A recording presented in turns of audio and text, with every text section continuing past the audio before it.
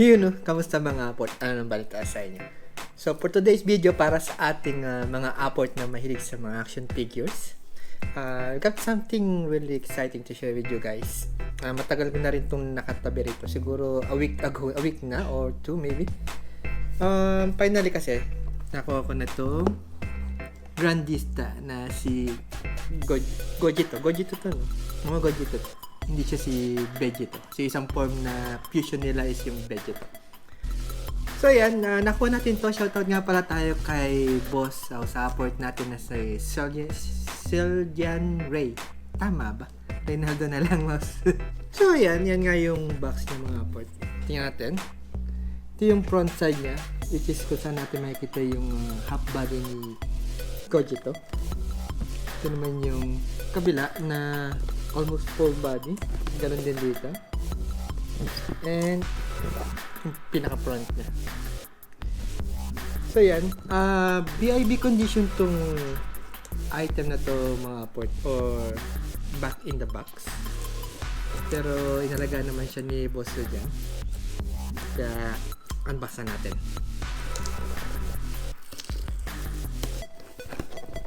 Oh.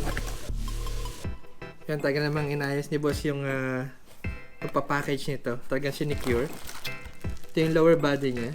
Balot siya na bubble wrap. And the other half, wala na. Yan, saan natin ito? Ngayon natin dito sa may upper body. Masyado namang na-secure ni Boss Siljan to. Parang ayaw pa buksan. Hindi ko makita yung opening. Yun.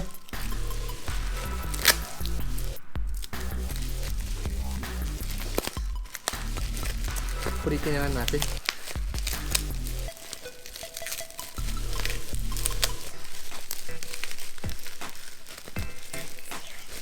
So yan. Ito yung heads. Yun o.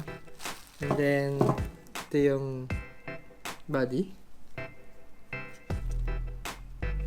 Yung mga port no, napakaganda talaga ng details ng mga Grandista. Tignan nyo naman yung spike ng buhok niya. Yung mga details. Yung kulay niya, hindi siya ganun na yellow. Golden talaga siya. Ito talaga ng original na kulay ng Super Saiyan. Yan. Detalyado talaga pag Grandista. And yan sa kanyang jacket. Bisita ako. So yan sa kanyang jacket. Tapos yung mga muscles niya. Yung mga linings. Iba talaga pag Grandista. Napaka-solido mga po. Saan naman natin tong lower part. So yan, ito yung lower part niya. Yan yung stand. O yung foot support. And yung body. Yan ang kanyang body and kanyang belt. So yung mga port, buuin na natin siya. Yung belt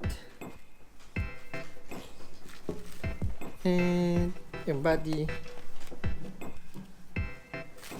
tapos yung heads.